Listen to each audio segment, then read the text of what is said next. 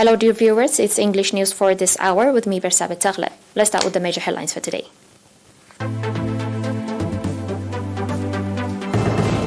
3 patients diagnosed positive for COVID-19 and tests carried out today. Financial support conducted to families of martyrs in the northern Red Sea region. Israel set for November election as parliament dissolves itself. And flights disrupted in France as airport workers strike over pay.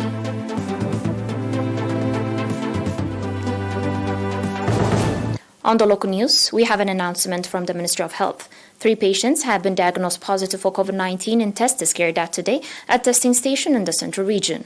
On the other hand, 1 patient has been receiving medical treatment in a hospital in the central region, has recovered fully and has been discharged from the facility. The total number of recovered patients has accordingly increased to 9,684, while the number of deaths stands at 103. The total number of confirmed cases in the country to date has increased to 9,801. Minister of Health, Asmara, July 1st, 2022.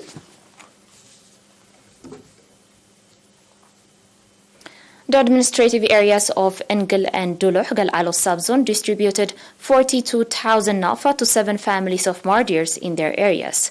Similarly, staff members of the Ministry of Education branch in the northern Red Sea region contributed and disbursed 36,000 nafa to 6 families of martyrs.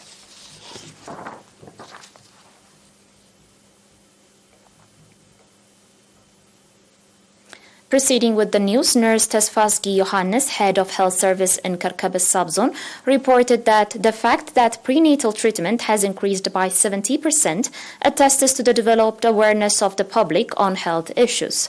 Nurse Tesfazgi went on to say that the health facilities in the subzone are providing pre- and postnatal treatment, pharmacy service, vaccination, voluntary counseling, as well as follow-up on communicable diseases. Nurse Tesfazgi also said that currently 60% of pregnant women in the subzone are delivering at health facilities. Nurse Tesfazgi further indicated that after independence, 5 health stations and 1 health center have been put in place in the subzone, providing praiseworthy health service to the public and are significantly contributing in the reduction of deaths due to delivery.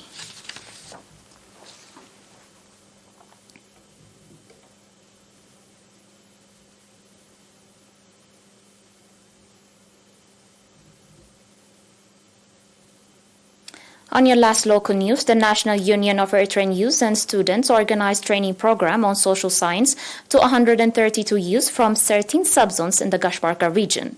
The training program included Kadri and its significance, pillars of national charter, use and economic concept, basic psychology and politics, use and environmental protection, as well as information technology.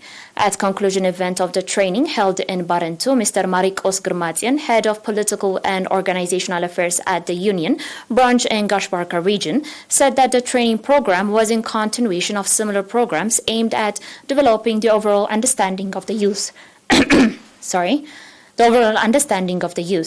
Indicating that developing political and vocational capacity of the youth is not to be left to one organization only. Mr. Ahmed Tahir, head of political affairs at the PFDJ in the region, called on all concerned institutions to strengthen participation.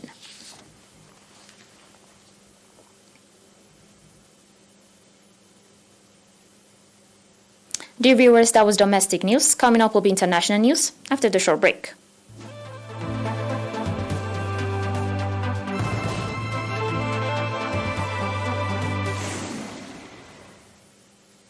Welcome back. On the global news, Israel's parliament has voted to dissolve itself and send the country to the polls in November for the 5th time in less than 4 years. According to the vote held yesterday, Yair Lapid, Israel's foreign minister and architect of the outgoing coalition government, has become the country's caretaker prime minister today. He will be the 14th person to hold that office, taking over from Naftali Bennett, Israel's shorter-serving prime minister. New elections will be held on November 1st. The upcoming elections are an extension of Israel's protracted political crisis, at the heart of which sits former Prime Minister Benjamin Netanyahu and his ongoing corruption trial. Lapid, a former talk show host who heads the centrist Yesh Atid party, is expected to campaign as caretaker prime minister to keep the job as the main alternative to Netanyahu, and will likely get an early boost when he welcomes U.S. President Joe Biden to the country next month.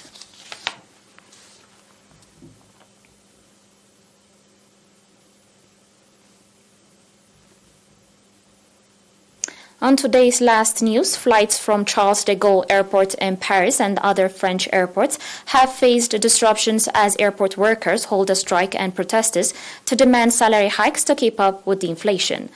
The airport workers are seeking a raise of 6% retroactive to January 1st, while management is proposing 3%, and this is according to French media reports. Friday's labor action is the latest trouble to hit global airports over the last few weeks, as travel resurges after 2 years of coronavirus restrictions.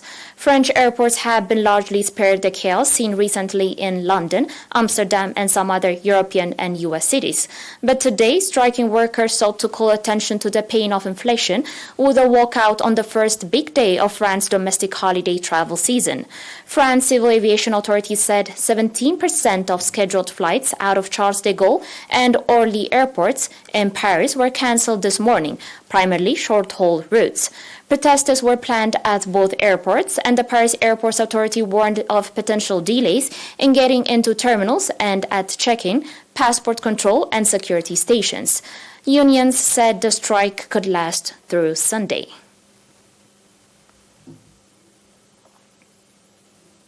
You're still watching ERi-TV, dear viewers, and now a recap of today's major headlines. 3 patients diagnosed positive for COVID-19 and tested carried out today. Financial support conducted to families of martyrs in the northern Red Sea region. On the international news, Israel set for November election as parliament dissolves. And flights disrupted in France as airport workers strike over pay.